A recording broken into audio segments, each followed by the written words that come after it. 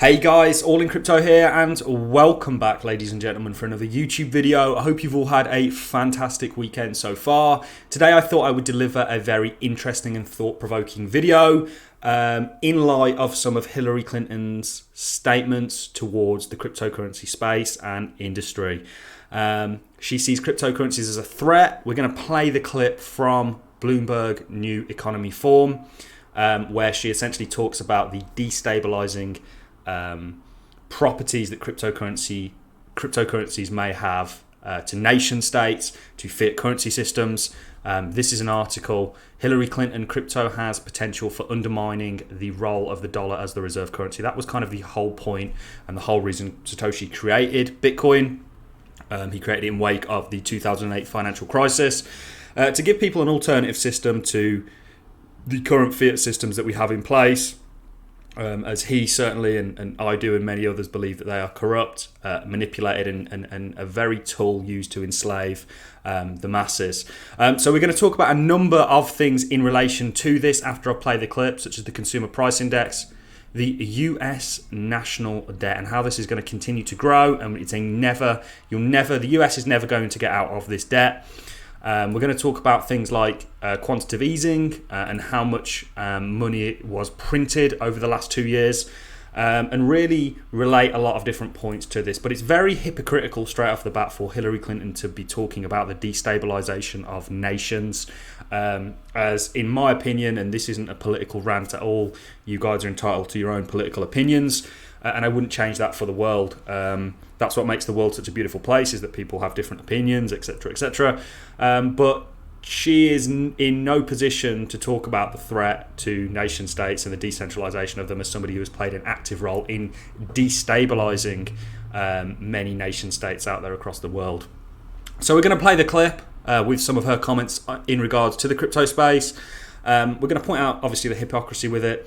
And this really, one reason this is a very thought-provoking video is because it's my belief that the biggest threat to cryptocurrencies and the adoption and succession of them are nation states, are governments, are the people who are in charge of fiat systems, and the US government in particular, as they have the kind of right as the world reserve currency backer, if you will. And this is important because there's a huge argument. People say, okay, well, you can't ban Bitcoin, you can't ban crypto. You absolutely can. Now, that doesn't mean that people still can't use it and use VPNs and all sorts of weird and wonderful ways to get around laws and regulations. We see that with the laws that already exist.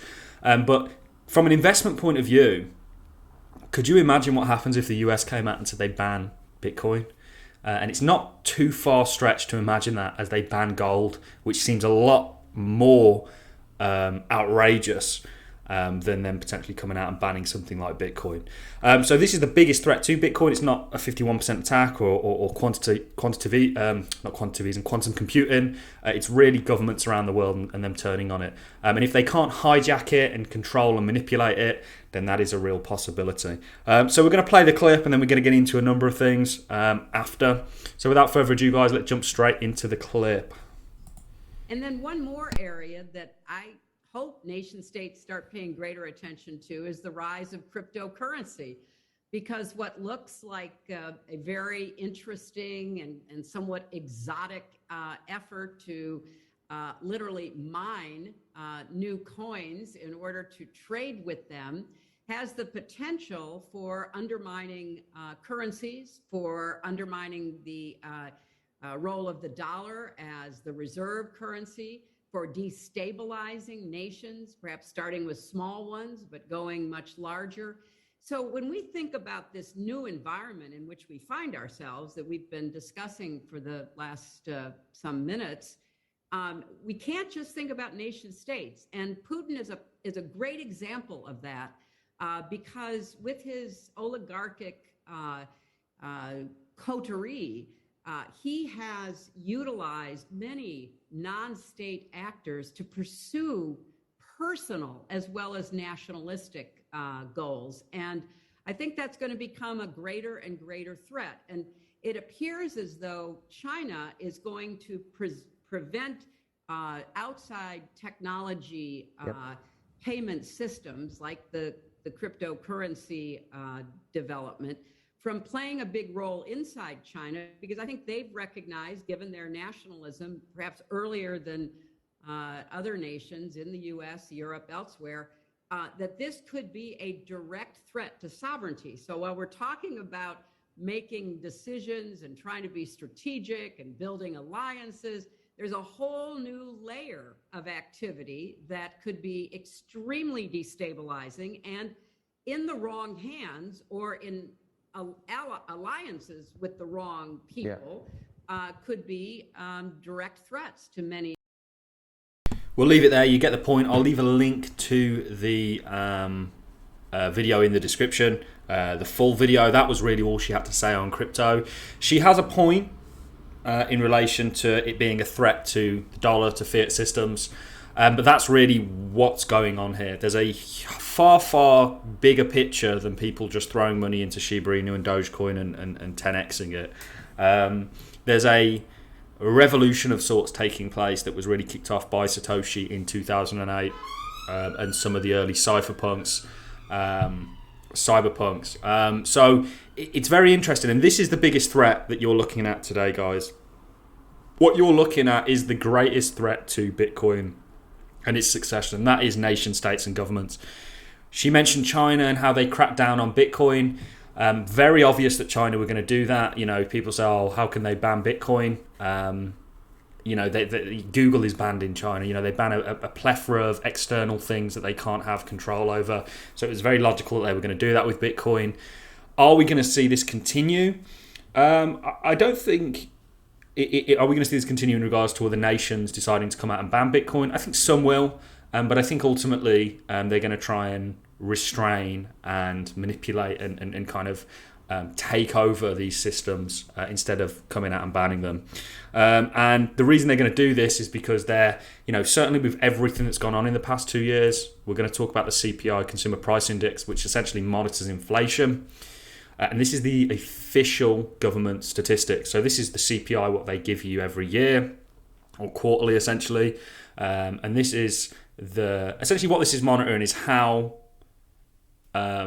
much are your dollars, your fiat systems going down in terms of buying power. So how much are goods going up and your US dollars are essentially buying less with the more inflation that goes on.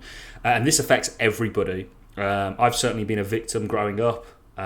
When I really didn't have a say in my own financial status of inflation, and everybody's been a victim of it. You know, it is a tax on the poorest, and it only really benefits people that have inflation hedges like assets, which is why investing is one of the most important things that you can do for not only yourselves, for your families. Everybody that I know has pretty much been forced by me to get into investing. And some people don't listen, and that's fine. You can take a horse to water. But it's absolutely imperative and completely important to you changing your life. Because if you just continue to cash it essentially as trash at this point, if they can just print, this is an article, and we know it's actually more than a fifth that came out in October 2020 in wake of obviously what took place in March. Almost a fifth of all US dollars were created this year. So if you think about that, your dollars essentially, and this is the official government stats. I follow something called the shadow stats, which have it well over 20% in relation to inflation, which means that your buying power of your dollar, your wage, has gone down by 20%. This is a huge issue because if your wage hasn't gone up, so you're not earning 20% more of the dollars, essentially the wage that you now have, and this is repeatable with whatever fiat system it is. The US is just a very good representation of this to apply to your own wherever you are. If you haven't had a 20% wage increase, then your wage is now going 20% less far in terms of what you're buying, and this pushes people into the poverty level, etc., etc. And it really affects the poorest people. So this is huge, and this links in with what Hillary's saying, because one way that I think they've been able to control human beings for so long is with money, and there is a real threat to that. We've seen people around the world in history try and threaten the position of the US dollar, and it's usually ended very, very badly with them. I don't want to get into some of those specific examples because I understand that, you know, people get very offended when you bring certain things up, but it's something far, far greater is going on here. And the biggest threat to cryptocurrencies is really the US government. And I'm hoping that they don't come out too harshly on it. We saw the infrastructure bill, which everyone was crying about, which understandably, you know, their wording, Ted Cruz did a brilliant piece, I think, to the Senate, where he called them all out and said, this is just unworkable and you're crushing an industry here that could bring plenty of opportunity. You know, the biggest threat is the government, and this is what you've really got to watch out for. And the reason that Bitcoin is such a threat is because the fiat systems that they've given you, the fiat systems that she's backing in the sake of maintaining her position of power within those systems, is absolutely failing. You know, this is just absurd. Nearly $30 trillion in debt. The US is never going to get out of that. And that's a per citizen in the US of $87,000 before they're even born. Per taxpayer, it's $229,000. It's insane. I mean, some people can't even save that in a lifetime. So it's a very telling. One thing that you should do, and I'm not going to tell you on this channel because I'd like people to be able to find this out for themselves. Who is this debt owed to? And it's the same people that have financed both sides of wars throughout history. It's a very telling answer. So CPI is eating away at people's wages and pushing them into poverty. Quantitative easing is just going up and up and up. And it does seem like the actual fiat systems that we have in place are likely to fail at some point, unless, and I am writing something in relation to this, they can cause an event that would have everybody running back into these fiat systems. And this has happened previously in history, but that's really for another video. So I just thought this was a very interesting video. I'd like to know your thoughts in the comment section. I think that Hillary Clinton is a complete hypocrite, to be honest with you. I don't care politically what you guys think necessarily, because this isn't about politics. This is about factual data that we have in relation to the monetary supply that she is essentially protecting, because she is in a position of power within that system. And the harsh reality is most people suffer at the hands of it. So I just thought this was a really interesting video. This was certainly the empire striking back, if you will. The infrastructure bill, by the way, doesn't actually come into effect till 2024.